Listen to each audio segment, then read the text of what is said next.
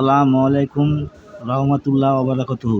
Welcome to general knowledge, আপনাদের সবার প্রিয় চ্যানেল। তো চলুন বন্ধুরা, আজকে আম নিয়ে কিছু আলোচনা করা যাক। 1 নম্বর, আম ভারতের জাতীয় একটি ফল। 2 নম্বর, আম একটি গ্রীষ্মকালীন ফল। 3 নম্বর, আমকে ফলের রাজা বলা হয়। 4, কাঁচা আম সবুজ রঙের হয় এবং স্বাদে টক হয়। 5 নম্বর, কাঁচা আম দিয়ে নানান রকমের আচার তৈরি করা হয়।